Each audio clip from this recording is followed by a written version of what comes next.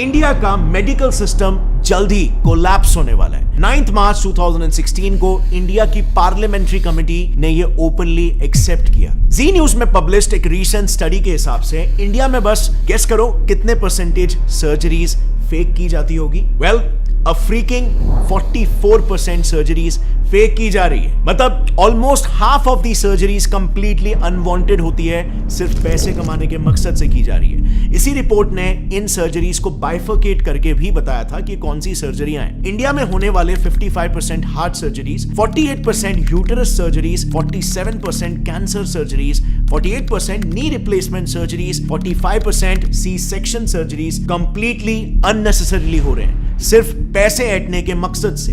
Reason सिर्फ और सिर्फ एक, कॉर्पोरेटाइजेशन ऑफ हॉस्पिटल्स, यानी कि हॉस्पिटल्स को भी कॉर्पोरेट कंपनीज की तरह टारगेट और प्रॉफिट सेंट्रिक बना देना। एक काफी इंटरेस्टिंग रिसर्च पेपर है जिसमें रिसर्चर्स ने महाराष्ट्र के टॉप हॉस्पिटल्स के 43 specialist doctors, senior government x officials और कॉर्पोरेट हॉस्पिटल्स के मैनेजर्स को तक इंटरव्यू किया, ताकि वो इन हॉस्पिटल्स में जो कंपनीज की तरह ही टारगेट बेस्ड स्ट्रक्चर चल रहा है उसे पब्लिकली एक्सपोज कर पाए।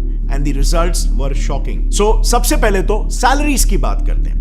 रिसर्च में पार्टिसिपेट किए रिस्पोंडेंट्स का यह कहना था कि हॉस्पिटल्स में काम कर रहे डॉक्टर्स की सैलरीज में बहुत ह्यूज डिफरेंस होता है। इतना ज्यादा कि न्यूबी डॉक्टर्स को 1 लाख पर मंथ की सैलरी मिलती है, लेकिन सीनियर डॉक्टर्स को 1 करोड़ पर मंथ तक भी ये सैलरी पहुंच जाती है। अब सवाल यहां पर यह आता है कि इतना बड़ा डिफरेंस क्यों? क्योंकि डिफरेंस इनके टारगेट्स में भी होता है। एक सीनियर ऑप्थेल्मोलॉजिस्ट का यह कहना है कि उन्हें एवरी मंथ 1000 पेशेंट्स को कैसे भी करके हाई एंड ट्रीटमेंट्स में कन्वर्ट करना पड़ता है। इसी पर एक और गायनेक रिस्पोंडेंट का कहना यह था कि मंथ एंड में टारगेट्स का प्रेशर काफी बढ़ जाता है, जिसके लिए उन्हें कैसे भी करके आउट पेशेंट्स यानी कि ओपीडी पेशेंट्स को भी बिना मतलब के हॉस्पिटलाइज करना ही पड़ता है, और नतीजा ज्यादा से ज्यादा सर्जरीज रेकमेंड करके टारगेट्स मीट किए जाते हैं, क्योंकि टारगेट ही यहां पर 1000 पेशेंट है।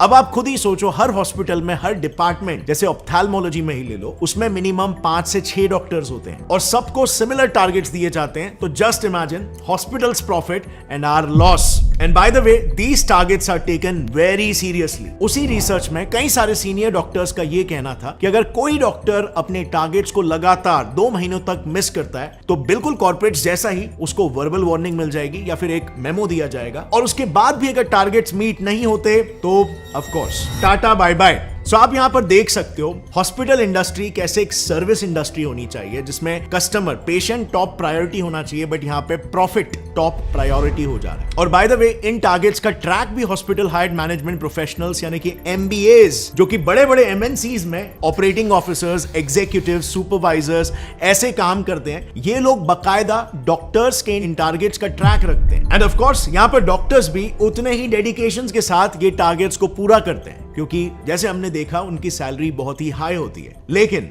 उनका ये high paying job mostly contractual basis पर होता है, एंड सो उस कॉन्ट्रैक्ट को रिन्यू कराने के लिए और उनका न्यू पे स्केल डिसाइड करने के लिए उनके पिछले साल के टारगेट्स को देखा जाता है, जो अनफॉर्चुनेटली इन डॉक्टर्स को फोर्स कर देता है इलीगल स्कैम्स तक करने के लिए। नाउ मेडिकल फील्ड के इलीगल प्रैक्टिसेस को थरली समझने के लिए हमने ये सारा इंफॉर्मेशन 2 काफी प्रोमिनेंट डॉक्टर से लिया है। पहला है Padma Bhushan and Padma Vibhushan awardee doctor BM Hegde, जो उन्होंने एक आर्टिकल लिखा था, उस आर्टिकल का रेफरेंस है। और दूसरा रेफरेंस हमने लिया है एक book so called dissenting diagnosis by doctor Arun Gadre and doctor Abhay Shukla. लेकिन काफी ढूंढने के बावजूद भी हमें ये बुक ऐसे पब्लिकली अवेलेबल नहीं मिली, लेकिन हमें बिजनेस इनसाइडर का एक आर्टिकल मिल गया जिसमें उस बुक के कुछ मेन एक्सर्प्ट्स अवेलेबल है। Starting with the first scam, जो इतना घिनौना है कि इंसानियत भी काइंड ऑफ शर्मा जाए। Keeping dead patients alive. Times of India ने ऐसे कई सारे केसेस पर एक रिपोर्ट पब्लिश की है जिसमें डॉक्टर्स डेड पेशेंट्स को भी जिंदा बताकर उनके ट्रीटमेंट्स चालू रखते हैं, ताकि ज्यादा से ज्यादा पैसे बनाए जा सके, और फिर अंत में जाकर सच्चाई पब्लिक करते हैं।